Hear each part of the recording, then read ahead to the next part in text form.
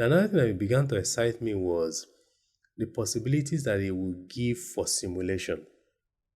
Okay, remember that in a business school, one of the things to do a lot is simulation, trying to create artificial scenarios to help people project what might happen in the future. VR will allow me to do that, okay? Then another thing was, well, our lived experience in Nigeria. For example, I did physics, chemistry, biology. When we did WIEC, some of the experiments were what is called alternative to practical because there was no laboratory. In some, we did the real practical, but in some, for example, in chemistry, they will give you the titer value, they give you the dates, they give you, and then you calculate, but there was no real experiment. Well, VR might actually allow me to design a laboratory, and people can get into VR, okay, they perform experiments. But there were some things, for instance, in chemistry lab that we were told we couldn't do, like pouring hydrochloric acid into water, or is it pouring water into hydrochloric acid? I don't remember which one now. You are not supposed to do one. And we were told if you do it, there will be an explosion. I've never seen that explosion. I said, okay, maybe in VR I can do this. So one of the things I started saying there was that VR allows you to do dangerous things safely and expensive things cheaply. So this was my first fascination with VR.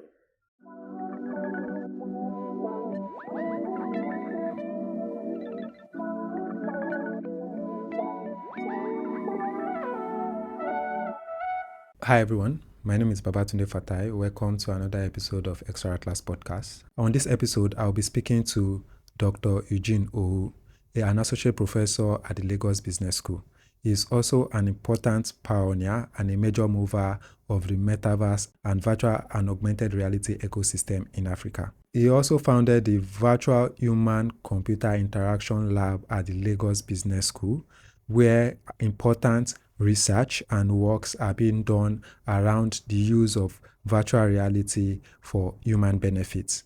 He is also an expert around human-computer interaction, and on this particular episode, we'll learn more about his experience, some of the amazing work they are doing there at Lagos Business School, how we as normal and average Nigerians and Africans can benefit from those work. We will gain a lot from his expertise and we'll be learning more about the benefits of applying virtual and augmented reality, mainly virtual reality, to the human condition. Thank you. Okay. Welcome to the show, sir. How are you doing? I'm okay, sir. So you are a senior lecturer at Lagos Business School. Okay, I'm an associate professor actually, but okay. It's all the same. Yeah. All right. At the Lagos Business School. Also, I don't know your specific job role at VHCI Lab. I don't work. I have fun. All right. So I'm an associate professor at the Lagos Business School, or LBS. I'm in the Department of Organizational Behavior. So I teach MBA students, Masters in Business Administration. I teach senior executives, but I also run a lab called the VHCI, or the Virtual Human Computer Interaction Lab at the Lagos Business School. So, I don't have two jobs. Okay, I have one job, but I'm all the time in the lab. So I've been doing VRO research since 2018. Right. Yeah. Right. Interesting.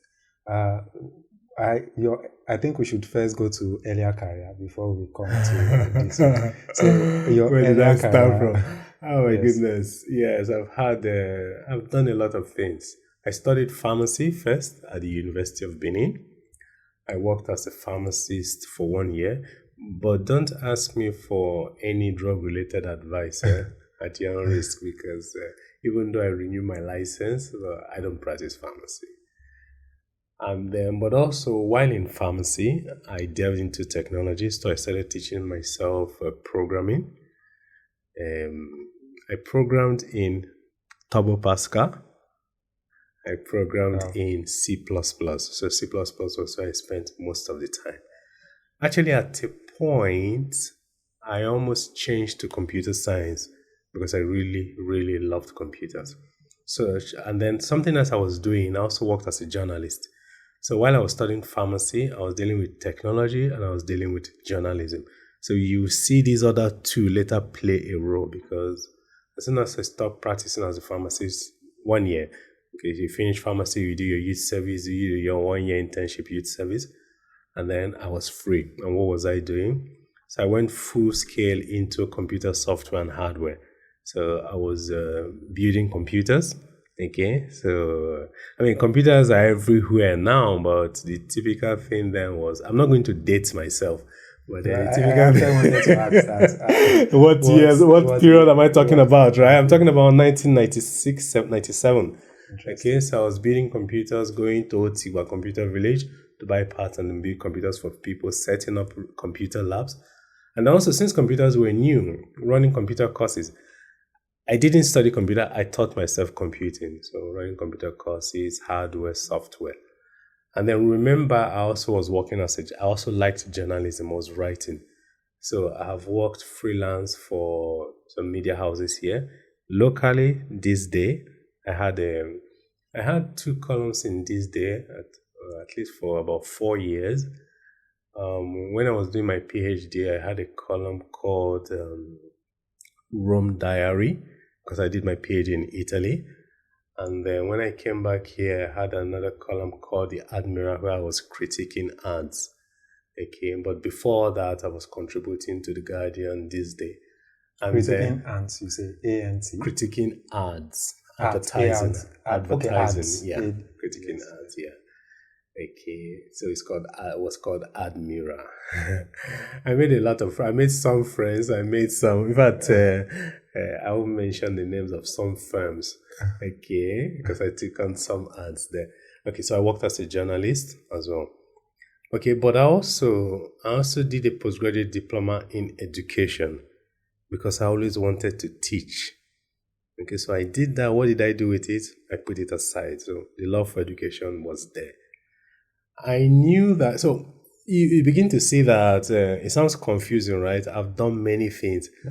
I don't think it's confusing. One thing that I like about people that have tried many things is that you pick up experiences that are later useful in the future. Exactly. And it also shows a deep sense of exploration in the person. Yes, I would describe myself as having openness to different experiences. I get bored easily. I'm open to different experiences. And as you say, you're right. Because all these interests later on came together in the VHCI lab. So when I found that my interest was really at the intersection of technology and psychology and communication, and that even there is a name for it, human-computer interaction. So wow, so there is a name for what I've always liked. Yeah, so it was a natural homecoming to be in the human-computer interaction, which is my research area. Right. So earlier in your career, it was pharmacies. Why do you think exploration into other aspects was what drew your attention away from being a pharmacist, or going through the learning process, you saw that this might not be for me? I always fight people who try to make me say that I no longer like pharmacy.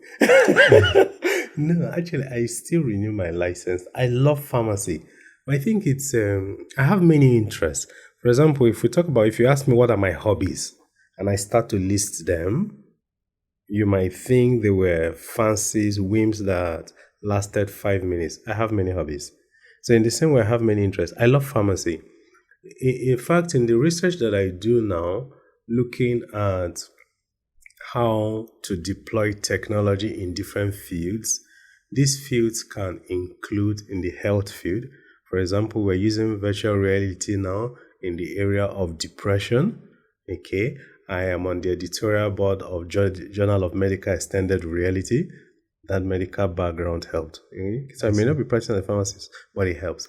And then the technology aspect, I mean, in the VHCI lab, if we go into the nitty-gritty of the things we do, I am working with and supervising developers, different types, 3D, people developing in C# and then story script writers. You see all of them coming into play. I have worked as a journalist. We're writing scripts. So I would say I have been fortunate to open my mind to all of them.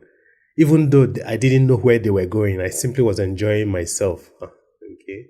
I see. Yeah. So I like all of them. Okay. Okay. So I guess it is about living life from one experience to another, not that the former experience was less loved or liked. That's correct. I mean, why did I end up teaching? Because also after pharmacy, or rather while in pharmacy, I loved research. Okay, so the typical final year project that for many people was just as an exercise to get credit and be gone. I think, without sounding like self-praise, I think I did something quite demanding then. Okay, so those who are familiar with pharmacy, there is a department called pharmacology, okay, the action of drugs on the body. There's another department called pharmaceutical chemistry, okay. So now I had two supervisors in my undergraduate, one in pharmacology and one in pharmaceutical chemistry. Why? Because the one in pharmaceutical chemistry synthesized a chemical called an antispasmodic. Spasm, when you jerk and okay. And then the one in pharmacology wanted to test that. So I told them, let me work on this. So what was I doing in the lab? So I started working in the lab, spending hours in the lab as an undergraduate. What was I doing then? Now this is relevant, okay, because now I'm doing a lot of research. So I was shocking lab rats with electricity. So they go into spasms and see which doses, how much doses of this antispasmodic will restore them to the resting state. Now, in retrospect, I see my love for research now, trying, for instance, to study the different affordances of virtual reality, to see whether the embodied virtual reality experience was going to be more effective than just the observed experience at inducing empathy and compassion, different experimental conditions.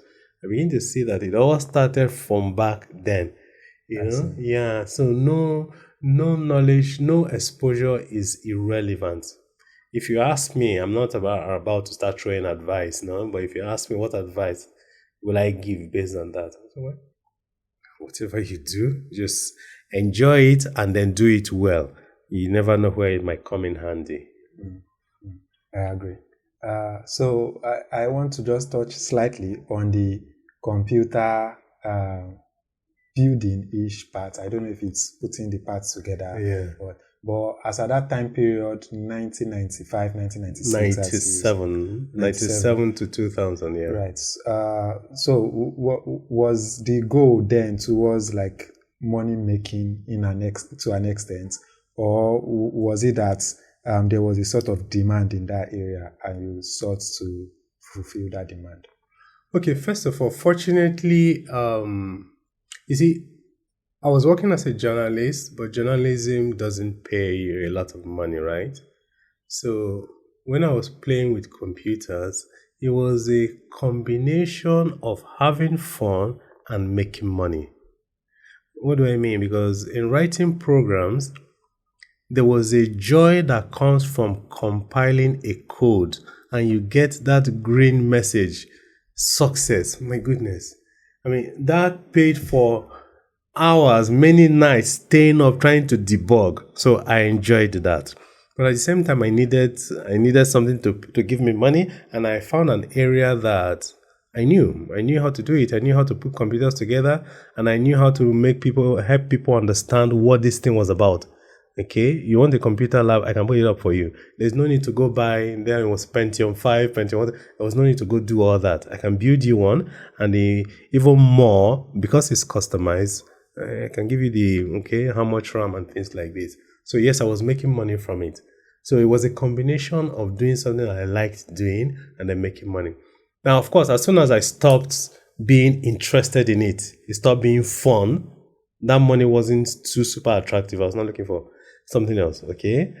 And then that took me, for example, to remember, I was in communication, build computer lab for people, I was building websites for people. Now, what is website? A communication portal for organizations. But then I started offering wholesale communication portals. Okay, you need a website. There's something else you might need. There is this thing called bulk SMS. What is that? Yeah, now this way you can broadcast to many people. So, okay, fine. So I will buy bulk SMS and provide to you. I wasn't only providing a website to this same person. At some point, I realized that some companies needed domain names. Okay, so we're getting .com, and then there was a domain name called .ng, which wasn't known then because at that point it was being managed by an American called Randy Bush. So how do we register a domain name? Now people register .ng domain name by going to one of the NERA accredited registrars. But then to register .ng domain name, you had to write a script. And then Randy Bush will run it. If the script doesn't run, fail. He was not interested. He was doing a charitable work for Nigeria. So I joined others and said that this .ng domain name has to be made easy. So I was one of those that worked to get it to Nigeria here. So when NERA, Nigeria Internet Registration Association, was formed, I was one of the first on the board. Okay, so I was in the technical team of NERA, for example, and then the first hosting at Medallion Database Center and Saka Tinubu. So we were all there. So I'm still on the board of NERA. Now, what's the point of this story? Started offering communication service, and then a client had a need that opened up another avenue, .ng domain. And so I started a company, a domain name registration company. So not just a website building, registered domain names. But then there was another opportunity. I mentioned bulk SMS. I said, oh, okay, who are we paying? There are some people called SMS aggregators. You pay them to buy SMS in order to give to your client. Can't I become an SMS aggregator? And so I went into that business as well. That also meant building servers. That also meant talking to mobile telephone operators, the Glo, MTN, okay, so that they can give you API to their, okay, so I got that. So now what was happening here? So there was technology, there was communication. So there was money, there was excitement. So you could say, the cost of the renaissance, if you like, of technology here. I was enjoying myself, but I also was seeing many opportunities to make money. I like making money, I think covering the basis, I think if we actually want to speak like in details about the past, I feel like you have a lot of stories and battles that you will fall through. So let's try to get here now and the future. So for here now, human-computer interaction. There are three interesting words to put together: human-computer interaction. So can you explain simply what that entails? Okay. Now, because I have always been fascinated with technology, I know I appreciate the power of computers. I know how computers can speed up life processes. I know how entertaining and interesting computers can be. So I have always been keen on using computers for everything. You want to communicate, computers can make it faster. You want to socialize, computers, the internet can make it even more effective, okay, and efficient than before. So it was about deploying computers to do everything. I was in love with that, okay?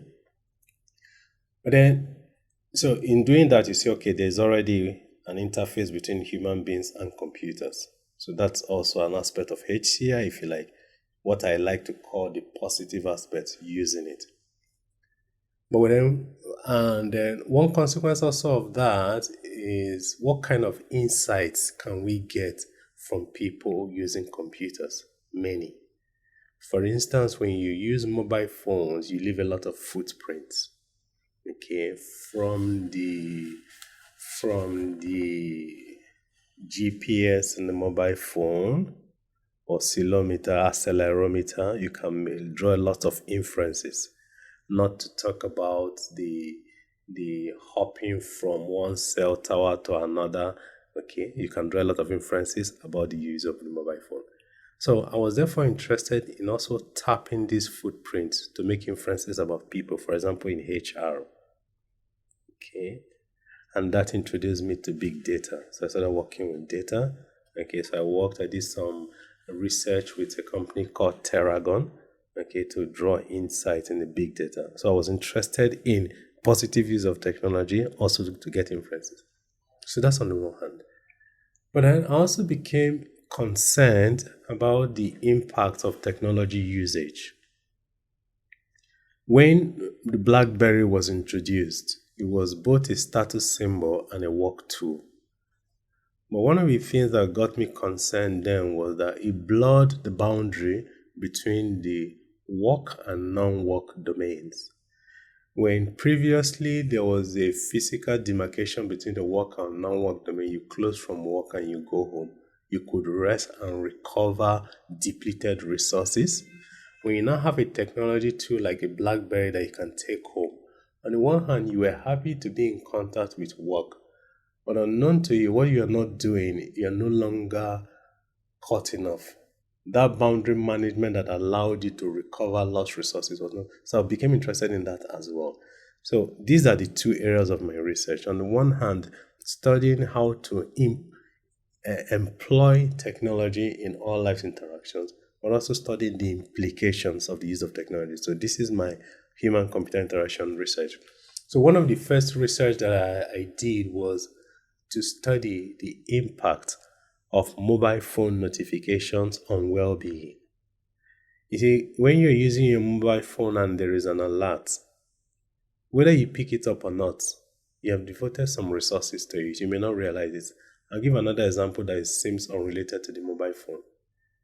When you're driving, you get a call. The person at the other end asks you, hey, Babatunde, can you take a call? Say, yeah. I have you on speaker. Let's talk. And then at the end of the call, you realize that, my goodness, how did I drive from point A to point B? I'm here now. But unknown to you, you actually delegated some cognitive or mental resources to that task of listening to that person. So there appears to be a limit to multitasking. Okay, so this was the beginning of my research in human-computer interaction, okay? So that when I now discovered virtual reality in 2017, my first contact with virtual reality was at Gannon University. I have a younger brother who is a professor there, who had a VR lab. He's an industrial engineer. Okay. I said, wow, if computers are interactive, if computer is interactive, exciting, somewhat immersive, here is something that promises to be even more of that. You know, I see that there are, I don't remember the first VR experience that I had, but when I came out to this, I said, wow, I want to study this a bit more. Both to deploy it, to use it for things, but also to study the implication of its use. I see. Okay, so my view of human-computer interaction, I think it has usually been excessive slightly, in the regard that I always think of sort of invasive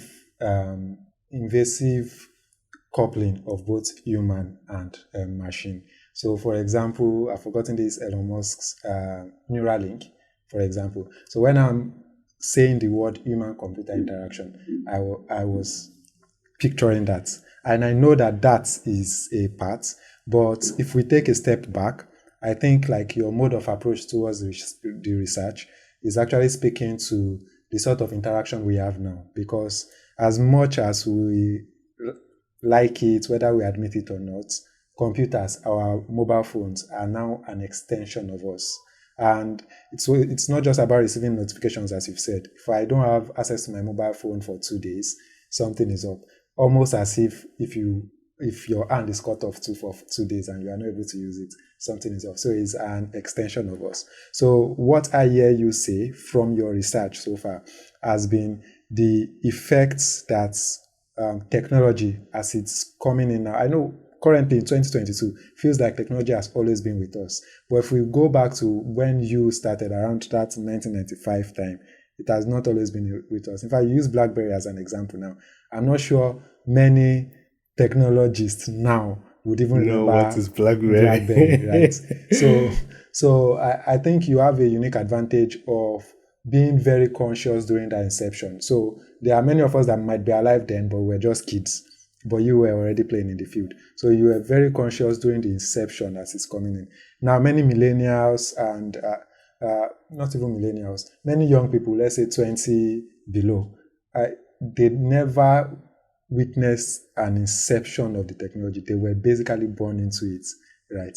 But, okay, so let's go back to human-computer interaction and speak at not so intrusive layer of like the neural link, but the external layer before we even come to virtual reality. So there is an effect that mobile phone has on us, and you've like tried to look at that effect. Do you think at a net rate, has it been a positive effect or a negative effect? Because I know that there can be positive and negative part to anything, but from your view, as the interaction between us and at least these external machines, has it been a positive to the human well-being? First of all, I'm very upbeat about technology, any kind of technology. So the first viewpoint I will always express about any technology, computer, mobile phone, immersive technology, is that it is good. Okay, it is good and it is a tool. Even the mobile phone developers, okay, the developers of the operating system or the hardware are conscious that there has to be a limit. Okay, so they are constantly now encouraging you to take time off. Just like you have the wristwatch that tells you to stand up. They are encouraging you to take it off. I understand what you mean, that you don't have your mobile phone for 1 hour, you feel like something is missing. You get into a bus, for example, everybody's on the mobile phone. You get into the elevator, everybody is on the mobile phone. But before now, when you get into a bus, you're not on the when there was no mobile phone. There's no mobile phone, so you are forced to either make human eye contact or look down. And when you look down, it begins to be awkward. You might be forced to say at least, how now? So social interaction. The same thing. You get into the elevator. So you see, one of the things that technology is doing to us, and I think we have to fight back, and the tech companies are also reminding us to fight back, is to deliberately be comfortable with discomfort in social interactions. When you get into a bus, for instance, you can decide, you know what? It's uncomfortable to meet a stranger for the first time, but every friend was once a stranger. We need to restore that. The phones will not do it for us. Technology will not do it for us. Okay, so you find people now taking breaks. So it's a deliberate thing that we have to do. I push for the use of technology. I push for VR. I push for XR. I'm all for it. I mean, you should come to a lab. I think we'll have, okay. But I'm also conscious, and then, which is the interesting thing I find exciting about my research, in the sense that I am studying I'm studying these technologies to the, if you like, to the extreme. Okay, what else can you do with this? What else can this do? How much power is like hidden? Let's exploit so we can use it. But also, that's also giving me insight as to, okay, fine, this is what it can do. When should we stop using it? When should I decide to put it aside? Okay, so in response to your question, I know that's a long-winded answer to a short question. Is this good or bad? It's a tool. So it depends it's a on tool. how it is the used. person using it good or bad? Is the person's intention good or bad? It's a tool. No more, no less. If you take it more than a tool, then slavery begins. Okay, if you're not able to drop it. Now, if you drop it and it's painful, it's okay. It's naturally going to be painful because I grew up with it. I knew nothing else. Okay, but after some time, okay. For example, you find yourself, you pick up your phone now, lag moment, you pick up your phone, okay, so social media, scroll to the next thing. but then decide to drop it for 5 hours. It's going to be painful at the beginning. Oh my goodness, you know what's going to happen if you manage? Whew, that was therapeutic. Okay, so I'll just try slightly So to. it's neither good nor bad. It's just a Right, tool. right. Okay, so I agree fully, like with what you've said, but I'll try slightly to just play devil's advocate slightly in this regard. So let's see how that discussion goes. So I do know that dropping the technology and trying to go into the world to like form more social connection is very important, and it is something that we should all do. But for those that were born into the technology phase, I feel like it is now a part of them that dropping it might almost not be possible though, because as much as you say we should sit on a bus and have a discussion with a stranger, that's cool, but I don't think many people can do that now, because you would even be more comfortable speaking to someone in Italy that you met on Instagram than speaking to your neighbor that is even the next door over. That could be because of the sort of generation that we are in now. So I guess my question still goes back to maybe the sort of effect it's having now might go beyond it just being a tool, although it is a tool, but I think it might be becoming part and parcel of us, except if maybe some tools can be part and parcel of us. Well, I mean, if I'm Tony Stark, when I put on my suit, it becomes part and parcel of me, but I put it on. I put it on at some point, okay? If I have a prosthetic hand, it becomes part of me. So it's a part of me, but it's still a tool, right? I decide what to do with it. Now, when you say there are some people born into it and they knew nothing else, I agree with you. But for everybody, even if you're not born into it, after using it for some time, there's no difference between you and the one who was born into it, because you are used to it. So I think we all face the same challenges. Okay, we all face the same challenges. You might be friendlier with someone on social media than someone close to you. But when push comes to shove and you need a friend close by, you need someone close by. So yeah, I'm not saying it's easy, okay? I'm not saying it's easy. For example, on the mobile phone, you have your bank app, you have navigation tools, you have news, you have your email. So the You have usefulness is now everything. You have your exponential. torchlight. You have Get it. everything, okay? But it remains a tool. So it's up to me to decide, you know what? At the end, really, all of the people I'm communicating with are real people. They are not avatars like I'm dealing with in my lab. They are real people. And then there are real people beside me. Someone needs a hug. Someone needs me to ask, how are you? Someone close to me. We can make both possible. I mean, it's a constant battle. It's not easy, but it has to be done. Okay, so we need to start prioritizing social interactions more. I actually think if it is treated less of although I'm speaking from my angle, but I actually think if it is treated less of a stigma or addiction, because it feels that way. I don't see. I Especially don't. how s- many yeah. people I don't portray. see. Well, I don't see It that feels way. that way. Yeah. So, which is why I never speak of technology in the negative. Okay. One of the first things I will tell you is what this thing can do. Okay. But I also recognize that, like everything else, everything, if it's used to excess, it becomes a problem. Everything. My hand is for shaking. I can use it to slap somebody. That's not the right use. Okay. So Right. yeah. So just so we land on the definition for human-computer interaction, because that is what began this conversation. Right. So can you give us a small definition for human-computer interaction? What does that mean? You see, I never like to answer questions directly, right? The problem with the definition is limiting, and then it suggests the exclusion of others. So I wouldn't say the definition. Can I provide a definition, for me?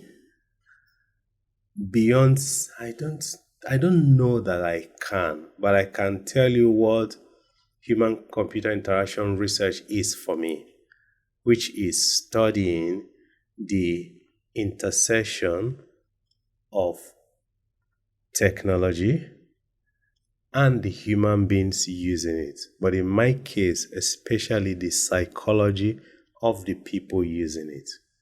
So when we talk psychology, then we're thinking about their mind, we're thinking about the body, we're thinking about their thinking, we're thinking about their reasons, we're thinking also about their well-being, we're thinking about why they are using it. In my HCI research, human computer interaction research, I'm interested in how to employ technology for human flourishing, positive, but also study the implication of the use of technology on the people using them. And you see that they complement each other because the knowledge I get from studying how to employ technology, it will let me know all the affordances of this technology, know it in and out, what it can do.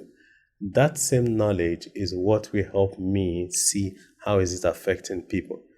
If I understand how it's affecting people, like an advertiser will understand how media is affecting people, he will be a better advertiser. But also because of my HCI interest, it will also help me see that, okay, this way that advertisers manipulate people's consciousness eyeballs, this particular way can be harmful. Okay, how can we ameliorate it? Okay. So interesting definition. Not full, but at least you said you tailored it to your work. My understanding of it with respect to my research. Okay, I'm interested in one more question in this regard, and that is, how are the data points gotten for the research? Because at the end of the day, if we are saying when you said when a human gets a notification, it affects them, I can relate to that personally. And I'm 100% sure anybody that uses a mobile phone can relate to that. But I cannot really think of the academic way to go about getting how that affects people. So how are the data points gotten in terms of... Okay, so there's a research I had my students do. One of the courses I teach at the Lagos Business School is human behavior in organizations. And one of the research topics I gave to the students was to study the implication of technology usage on productivity and well-being. And in one variant of this research, we divided participants into two groups. That's those participating in the study, not the students now. One group will turn off notifications for 1 week. Another group will leave the notifications on. Both groups will use their mobile phones as usual. And then we have quantitative measures, survey questions that we will give them to measure things like productivity, such as perceived daily productivity. Okay? From my own perception of how my productivity was. And there are also questionnaires that would measure stress perceived. For example, there's a scale called the PSS, Perceived Stress Scale. Then we also get a second person to evaluate these people, their supervisors, to also assess the productivity of these people. And then at the end, with either just basic descriptive statistics or regression, you might see a correlation between the fact of the notifications being on and the level of productivity and well-being, where stress, for example, was a proxy for well-being. Okay, so we can study this. In another research to another group of MBA students, what they did was to have participants install an app on their phone. Okay, of course, for all this research that involve human beings, we have an internal review board that approve the ethics of the research. So they had them install all these on their phone, and the people consented, they signed. This app would measure different things from your mobile phone. It would measure the noise decibel level. It would also measure, using the accelerometer of the phone, your mobility, okay? And it would also guess. At this moment of speaking now, I don't remember the name of the app, but it's an open source app. It would guess where is home for you. Okay, how would it guess that at this particular time of the day you were immobile in this particular place for maybe about 7 hours, and that happens to be night time constantly. So this is night time. So he's able to track. So from that, we got insights about this person is at work, why the person is at work, noise level, why the person is at work. There were other things about amount of notification. How many times the person picked up the phone? How would you know that? Because many phones light up. So when the display comes up, can be a proxy for the number of times the phone. So the mobile phone has an incredible amount of data. So we're able to draw inferences and then also measure the productivity of these people and then also measure their stress. Another thing we measured then was also the depression. Okay, so there are some depression scales. Okay, so that they field. So we're able to draw inferences. Okay, so interesting data points. So the first data point that you talked about, which was some students switching off their notifications. No, it wasn't the students. So these students were the experimenters. You remember I was teaching them human behavior in organizations. So they went to companies in Lagos and recruited participants. Oh, so the students were not the ones who were testing. They were the ones doing the research. This was their research as a requirement for the course I was teaching them. So they came back and then we analyzed it together. They drew their inferences and then they now give suggestions how to improve both productivity and well-being. Okay, that makes sense because what I actually wanted to say around that was I was actually happy about the second example, which was an app on your phone detecting, because I feel like that data is more objective than self-reports, right? Exactly, than self-reports. I wanted to, so from most things that you were saying, I was only imagining self-reports. And I'm even glad you said it was not the students, there was another layer to it, because I thought the students would be very biased because they know what rights should be and they can say from today to tomorrow that, oh, I only put an objective thing there, but they are still, they can never be truly objective.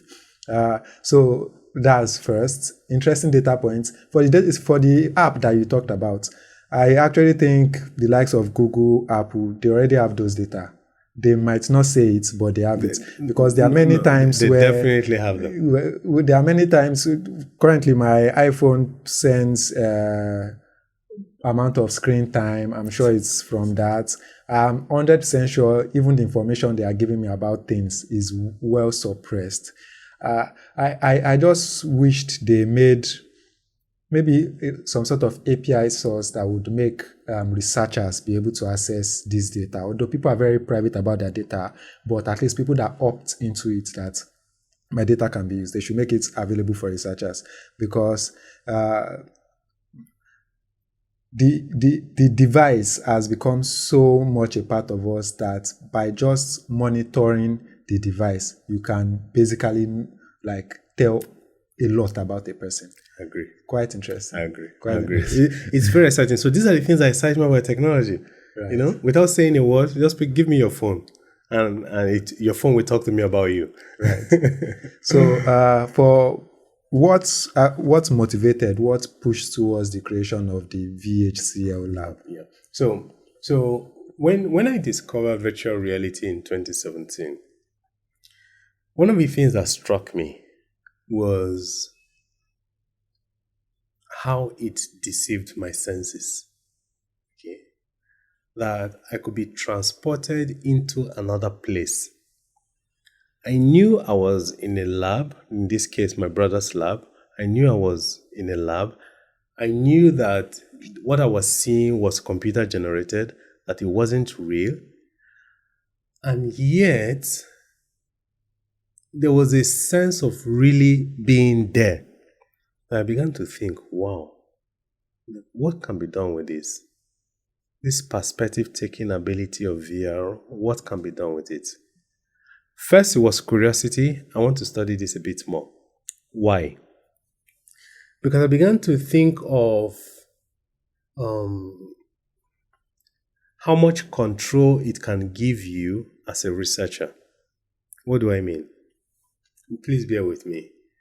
When you do experiments in the lab, one of the things you have is control over the experimental condition. I can say, okay, Babatunde, I want to test you. I want to test somebody else. Please hold this for me. I tell the other person, stand, you sit. That's control, right? Because I want to check something, right? And then I check and say, okay, maybe we can make inference about the real world based on what I found out. But one complaint people make, and they are correct, they will say, okay, fine. In the lab, you may have control, but this lacks what is called ecological validity.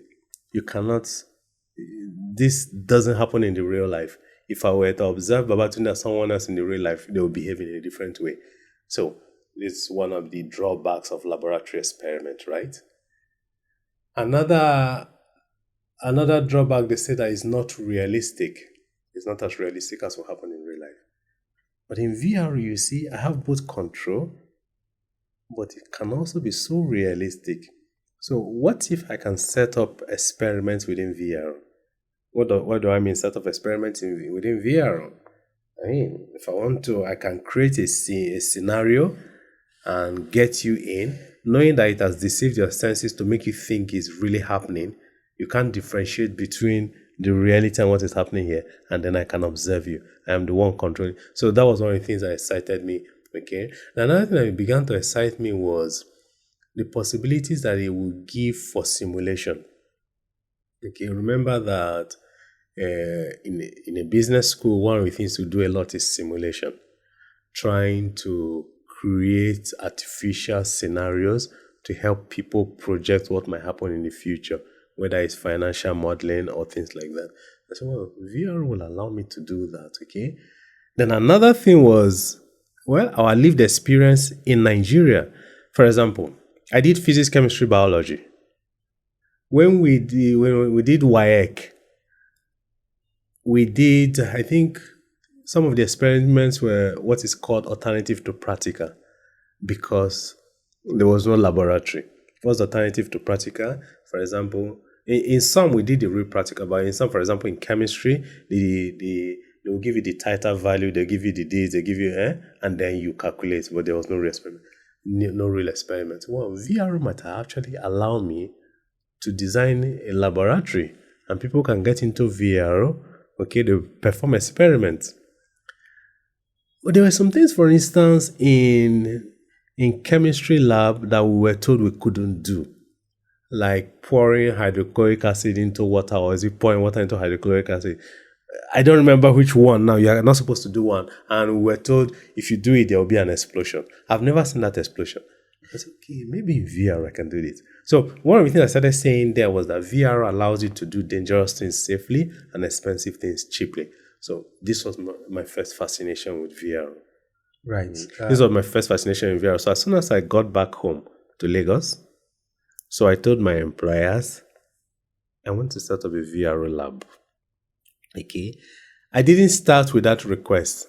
Before they heard a word from me, I bought Oculus Rift and HTC Vive. I came back with those two, okay? I said, I want to do VR research. It's okay, do whatever you want to, as long as you are teaching your courses, right? But I found that no computer could run it because they were tethered and they are not standalone, right? So I tried the most powerful computers we had in LBS. It wasn't working. I went to the main campus, they lent me their computers. It wasn't working. And then, fortunately, I have very understanding. LBS is very supportive, okay? So what they did, they now supported me and then bought an Alienware laptop. They met me halfway. And then they gave me a space behind the auditorium, not where our lab is currently. So that was the first lab. And then that's where I started. Interesting. So I actually wanted to comment to when you said you came back and told them you wanted to establish a VR lab. I wanted to say, if you had not brought back a VR headset, what are you talking about? Well, they didn't experience the VR themselves. But you see, one thing that LBS encourages, okay, so at the Lagos Business School, they evaluate us on teaching, research, and industry engagements. Okay.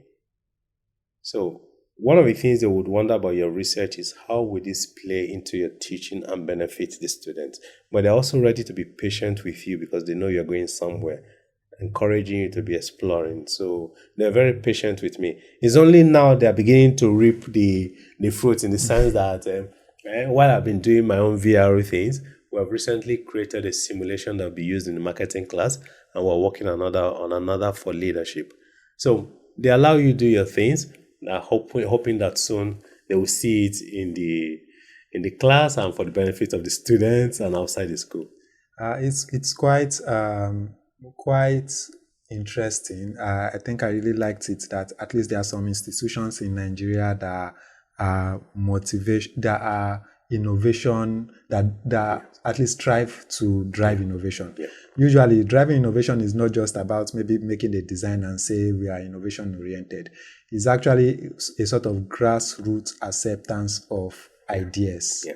At the end of the day, many people think innovation is usually leadership pushed forward, like leadership saying let's innovate, when in truth it is more like the people under the leadership saying I want to try this out, and leadership helping them achieve what they need to achieve.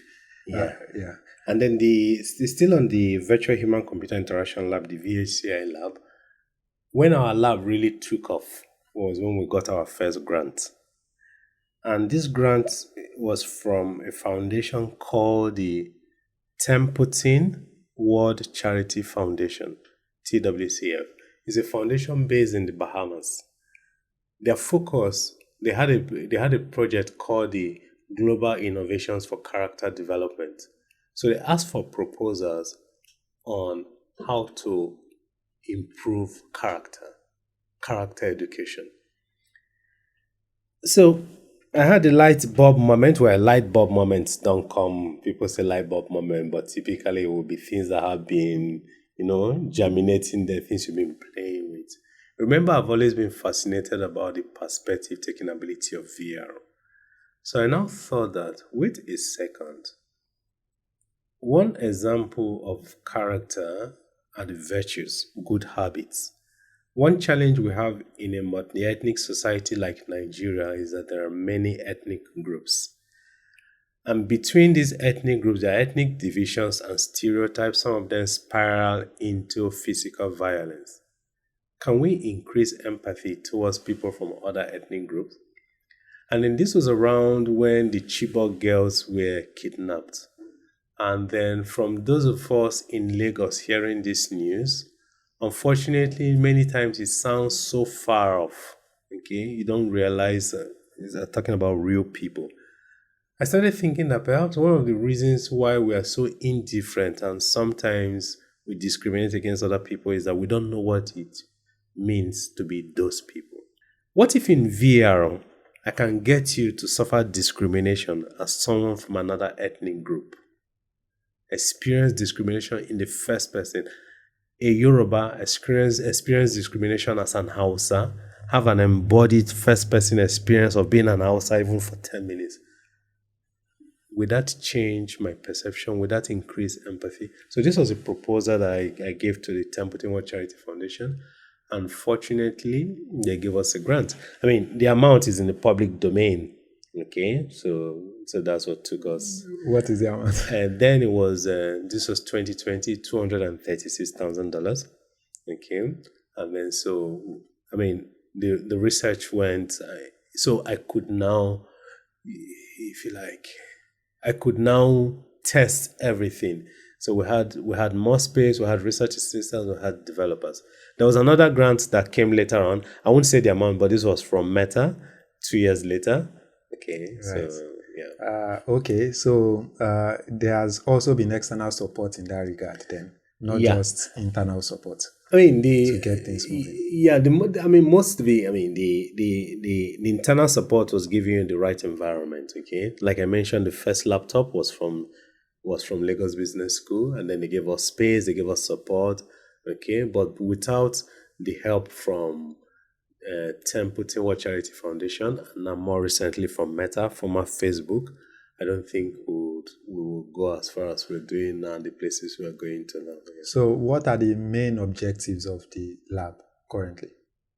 The main objectives of the lab, I usually say that we're doing both basic and applied research. Basic research in the sense that I want to understand what works in VR and why it works. For example, if one outcome I'm looking at is to increase empathy, okay, because empathy is to put yourself in another person's shoes, but VR allows you to be another person. Okay, what components of VR make that possible? Which is more effective? Is it to use a Quest with a controller where I can be the person, I can have an avatar, even though the legs now, none of them have legs, right? I have an avatar, you can see my hand, look in the mirror, I see I'm an outside person, and then you're about to punch me in VR, I can then block, okay? Would that be more impactful, increasing empathy, compared to another condition where I'm not using controllers, I am not a first person, I'm a third person perspective watching this thing going on. Now, why is this important? This is studying the affordances of VRO, embodied first-person experience with agency or third-person perspective. If both have comparable effect in increasing empathy and compassion, there's something exciting for me there as an African. A VRO headset, there are people who tell you that it's not expensive. We have many in our lab, but I think they're expensive if we're looking at all Nigerians. If they observe, that's what we call observe, the third person perspective is as effective as the first person embodied experience. If it works, yoo-hoo, cardboard. Okay? It means that with cardboard, with a mobile phone, I can give people VR experience that will be as powerful as that. If empathy and compassion if it's the reduction of stigma towards depression is what I want to, it will be as effective. So this is basic research. So we're testing different things. So we're testing different experimental conditions. We're also doing applied research also in the sense that, okay, when we finish here, okay, we're also doing things that can immediately be deployed. So in the VHCI lab, we're doing both applied and basic research to understand the affordances of VRO1, but also to start deploying VRO to improve human flourishing. One aspect of human flourishing is increasing virtues such as empathy and compassion. So are you pushing these researches to the public domain, or like they are internal, these findings? No. In fact, right now, we are working with, I can say working with, because we're working with many secondary schools. Well, I can say we're working with the Lagos State Ministry of Education to the extent that they gave us permission to go to the different secondary schools we're going to. So all these experiences, we are doing them in many secondary schools in the 6 districts in Lagos. And then also we have also permission from the Ministry of Education in Nasarawa State. We're doing in Nasarawa as well. We're also doing in Mombasa in Kenya and Nairobi in Kenya. Okay, so we have permission from the public. We are doing this with the public. Right. So let me try to understand when you say these experiences. So is it that the experiences have been built and you are trying to see how that affects by the students themselves going through those experiences? So are there is this particular taking them through the experience, is it documented in a way where it can be pushed out as a research? So it is a research. So what we're doing now, we're still on it. And I will tell you something that happened recently. So what we're doing now is we have students play the VR game. I call it a VR game because you gamify it in order to make it more engaging. Okay? This VR game where you experience discrimination in the first person. They play this VR game, but before that, we measure their empathy and compassion before. How do we measure it? There are quantitative and qualitative measures. There are questionnaires, there are questions, but there are also some tests, okay, that you give them to measure the empathy and compassion level before. They have this VR experience. You test empathy and compassion immediately after to see whether there has been an increase and see whether to an extent you might see that is related to this experience they had. 2 months later, without repeating this VR experience, we come back again to measure the same empathy and compassion. 4 months later, we come back. 6 months later, we come back in order to see whether there's persistence of effect. Okay? I mean, in such research, you are very careful to imply causality, that it was this that caused it. Of course, you try to take care of as many variables as possible and see whether it's related to this. Our goal, ultimately, when we finish, we're still on it, is with these schools is, if it works, we are seeing early result that it works, to propose a new topic in the secondary school curriculum under the civic education curriculum to teach empathy and compassion using virtual reality. And to each school where we're doing this, we'll give at least one VR headset, okay, in addition to the proposal, to the curriculum addition. So hopefully a contribution to the secondary school education. And why did we focus on the age group 13 to 18? 2 reasons. One, the great majority of the population of our 200 million fall within this band, and also because it's also they're more malleable. Okay, so the adults of tomorrow, to whom, if we are looking for a more united country, these are the ones that will become adults in a few years. Although I'm a big VR fan and engineer in that regard, I still feel like for kids, because of the murkiness of what is being researched in terms of being discriminated against, right? I don't know how, yes, the experience is gamified, but I don't know how you guys have made it safe and so what are the safety nets put into things? That's first. I know you said there's like probably an ethical team in Lagos at the Lagos Business School, School, so there's an IRB board that looks through. Looks through before it goes out.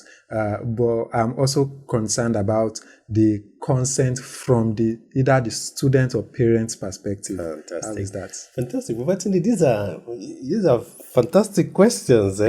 These are fantastic questions, and they express some concerns that we have shared. Okay, that we continue to share. First of all, at the physical level, some hardware manufacturers have put the minimum age limit at 13. That's why we start with 13 years old. Okay. Then secondly, in terms of the consent, before talking about the content, in terms of the consent, we get written consent from all the parents. Yeah. All the schools we have gone to, we give a consent form, and the student's return is signed by the parent or the guardian with whom they live. If you don't submit, you don't participate in the study. And we also get another one from the principal. Even though the one of the principal doesn't, we don't think the one of the principal stands for the school, because it would have been easy to say, get the consent from the principal and you're covered. No, we get from each parent. Having done that, I don't think we still owe a responsibility to ourselves, okay?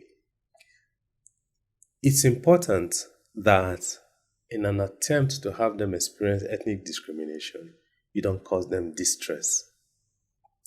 Even at the level of the research, you would get false results, because distress measures are different from empathy measures. So you might be measuring distress and not empathy. So we're very careful also about okay. So for example, what would you let them see in VR? Verbal insults, physical violence, without revealing much about what's in our game, but we're very conscious of that. Okay. And then I think I would like to share something, because we got some serious moments of joy yesterday at the lab. We got to a stage in the game development where we decided to invite some adolescents. A 16-year-old went into one of our VR experiences, saw someone being discriminated. The boy came out, his first words were, "Nobody should have to go through that." Talking about the person he saw in VR. I said, yes! So that's what we want, that they come out and hopefully they can translate this reaction to people outside VR. Quite interesting. So the reason I asked that consent question is because Nigerians, and the Nigerian system that I know, they are very arrogant in that regard in terms of getting consent. Like simple things, they are not simple things. They are things like maybe cookies, all those simple privacy sort of things that are well dealt in like European countries. Yeah, people do not really care much about that. I know that the probably the government is thinking right in certain regard, and also institutions are. But I just wanted to be very sure that you guys are, and I'm really impressed that you guys are, because to be honest, if you went to any secondary school currently that is not private and a public school, they would be happy to have you take all their student through it without any consent. Oh, by the way, all our schools, we have never done any study in a private school. We deliberately did not go to private schools because we wanted our study to be representative to a large extent of the general population of Nigeria. Okay, so all our schools, we've gone to public schools, mixed schools. And then I think parents give consent. The only thing, if you have to make sure you explain to them what you're doing and they see that it's going to benefit their children in the long run. Right. Yes. So I wanted to speak more about maybe certain unique challenges that you face at the, maybe unique challenges around HCI or unique challenges in VHCI lab. I don't know if I got that right. You got it. Yeah. But before that, can you just speak slightly to the environment? So those that are yet to visit, maybe people should look forward to visit. So what sort of things do you have in the environment for people that want to visit? Okay, you want me to boast now, yeah? Yeah. No, I won't boast. No, okay, so first to say that without the support from our funders, without the support from Lagos Business School, our host, without the support from Templeton World Charity Foundation, and without the support from Meta, we won't have what I can describe as one of the best, most well-equipped VR lab you can find on the continent. And I'll mention the things we have. Okay, if there's anything missing, we probably don't need it. The reason I mention it is also because I have reached out, I have mentioned in other fora, mentioned to people that these things are available for use, not just for us. Okay, we're not always using them. For example, you can come use them for free. Okay, so what should people look forward to seeing? What's your interest? You're interested in VR? Fine. Which type of headsets do you want to see? So we have different types. Again, because it's a research lab. Okay, so we have the standalone Oculus Quest 2. We don't have a Quest 3. We don't have a Quest Pro, by the way. I didn't want to get a Quest Pro, but that's story for another day. Okay. So, and then we have Valve Index. If you use the Valve Index, man, the sleek, not just the sleek control, but the sensors in the controllers, more sense, okay? And then we'll have different HTC. We'll have a HTC Vive Pro Eye with eye tracking because of one research where we wanted to measure the eye tracking. So different VR headsets, okay? And then we do our animation with motion capture suits. We used to use Rococo, but Rococo has a lot of, as many people know, suffers from a lot of magnetic interference. So you have to do a lot of post-processing, okay? So currently we use Xsense, XSENS, owned by Movella. So we have two Xsense suits in the lab for animation. Again, this is available, just make arrangements, and then we've had people come to use them for free. And then also we have 360-degree camera, we have the Insta360 Pro 2. And then, so anyway, I can go on, and then of course, in terms of audio, we produce our audio for, okay, we have an audio studio there. State of the art, immersive technologies. Exactly. So if in terms of technology there, okay, fine. Is in terms of VR experiences, you can come and see things. You want to play. Now, we don't give people games to play. Why? We have games, and I love games, and I like shooting. Okay? Now, the only experience we give people, and this is a spoiler, but it won't change it even when you come to experience it. The only experience we give people, the first one, is called Richie's Plank. Richie's Plank is a VR experience that takes you to the top of a high-rise building, the you walk elevator across. opens, and then there's a piece of wood there. Okay, because the reason we give them this is so that when they come out, because when they are in that experience, scary for many people who are scared of heights, they keep saying, I know I'm in the lab. I know it's not real. Yeah, go ahead and walk the plank. I can't do it. And this, for me, is the best illustration of what VR can do. The experience is virtual, but the impact is real. When we finish this, we show them this, and then we can now talk. So what do you think about VR? They begin to now start dreaming. Wow, with this we can do this, with this we can do this, with this we can do that.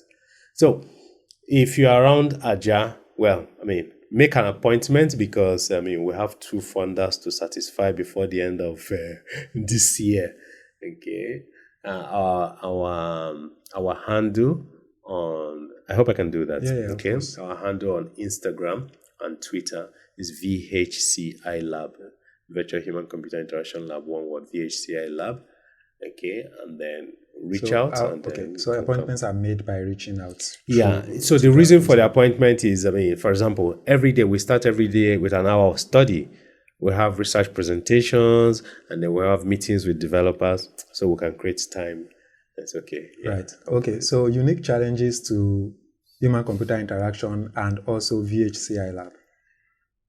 I think the greatest challenge we've had in this last 6 to 4 years is a skills challenge. Skills. People who can do things. You find many people who say that they are VR developers, but then you have money ready to pay, but you don't find somebody who can do that. For a long time, because we wanted to make very realistic characters with realistic African skin tones, we don't want you looking like I want you to get into VR and you say, my goodness, this is creepy. The person looks real. That's the effect we want. Okay. And then the bone and facial rigging, well done. And so that when we animate the face, the person is actually smiling, you can blink and things like that. That took us a long time to get people who could do that well. Fortunately, we have some people who are doing that. So that was one skill set that was missing. Then the other is also in VR development itself. We develop with both Unity 3D and Unreal Engine. I find many people who say, okay, is this again not their fault, because I think that many people need real projects to challenge what they know. So it's not their fault, because many take up this themselves. They have not faced a challenge that will test the limit of their knowledge. So you find people who therefore say that they can do this, and then you find out, we've also given priority to people who know C# as against those who focus mainly on visual scripting using Unity. Because there are times you have to get to go to the boat and go to the back and start tinkering with things. And I love Unreal Engine. Okay, I love Unreal Engine because the outputs.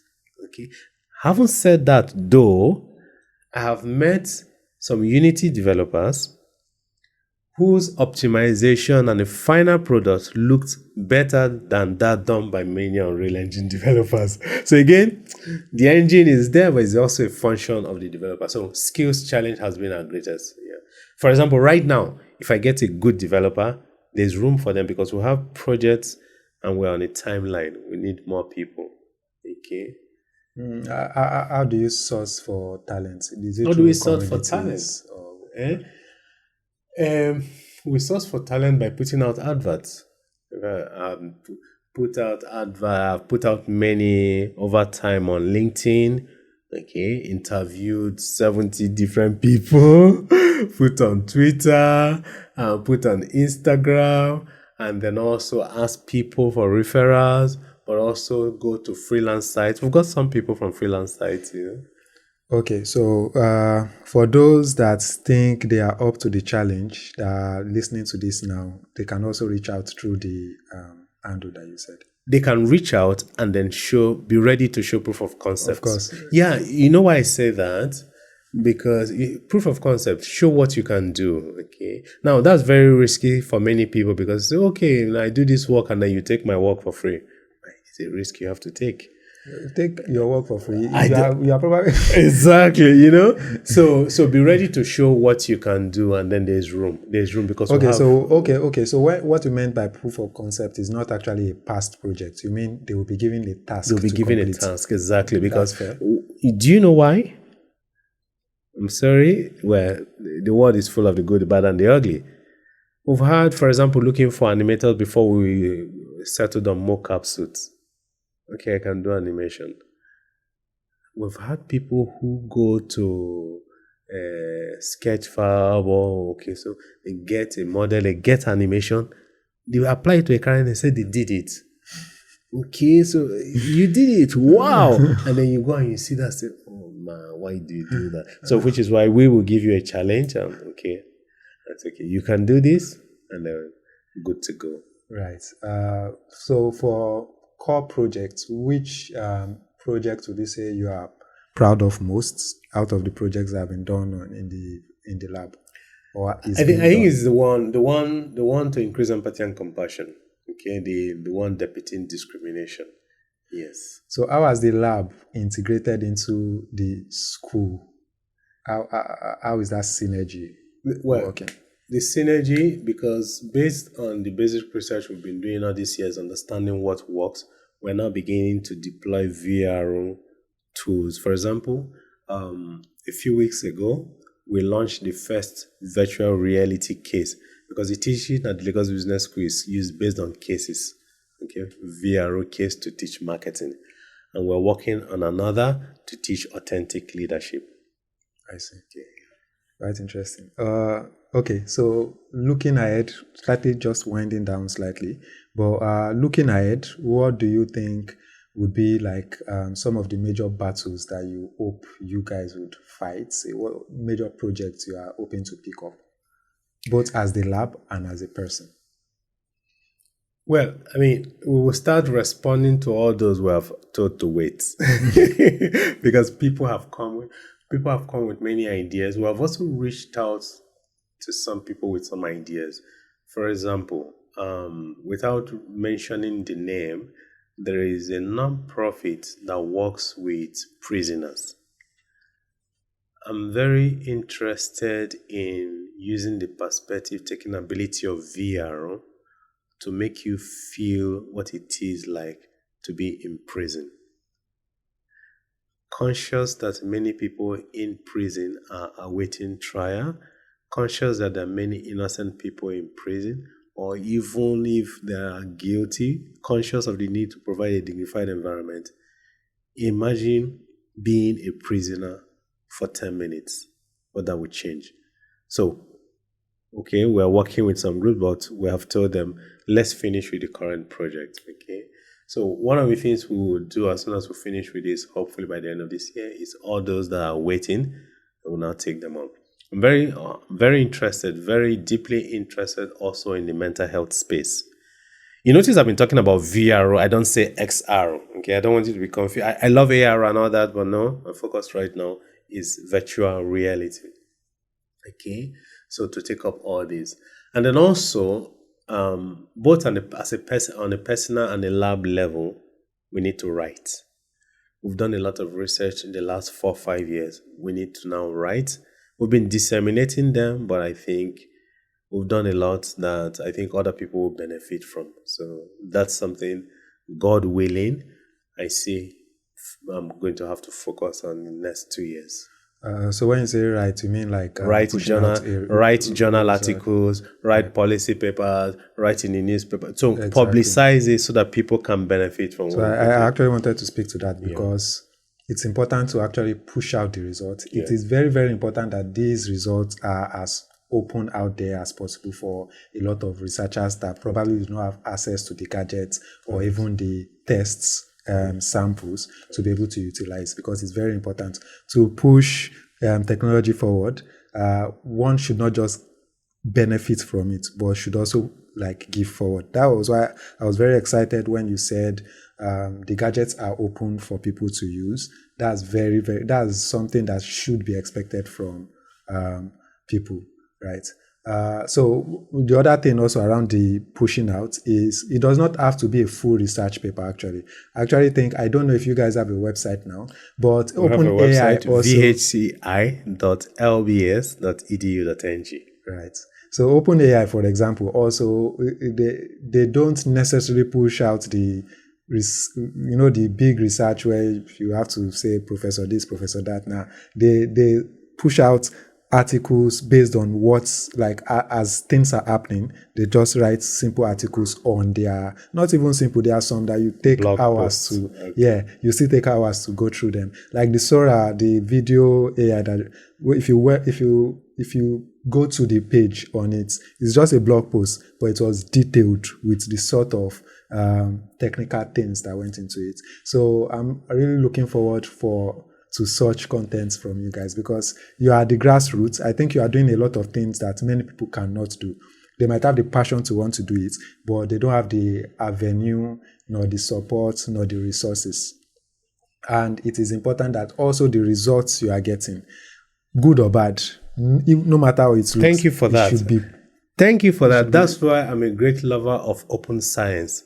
I like that you said good or bad, because many people only report what works. The things that don't work contain a lot of lesson for researchers. Thank you for saying that. Yeah. Good or bad. Yeah. Good or bad.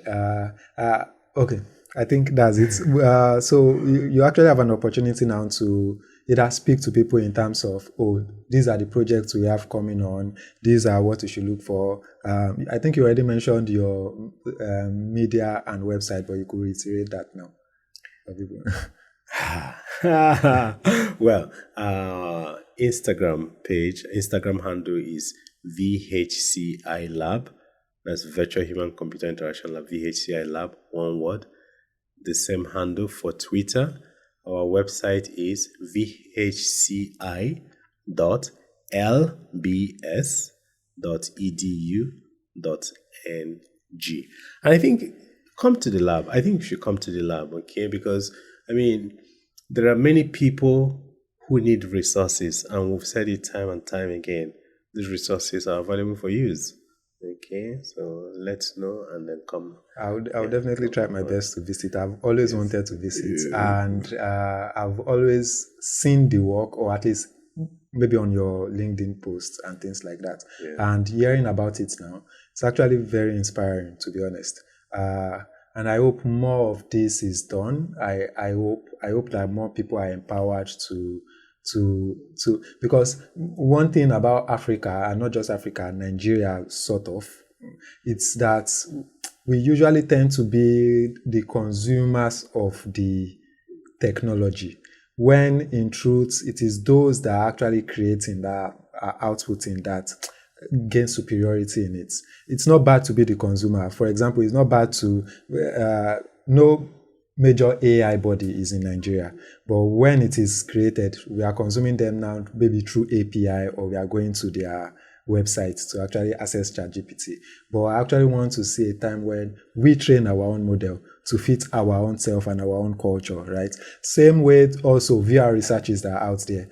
The best that I know are in PwC, when I was in PwC. And those things, yes, you gain insights from them, but they are not localized to you, like your reality, your people, and your experiences. So it's very important that we ourselves create content research that are localized to us.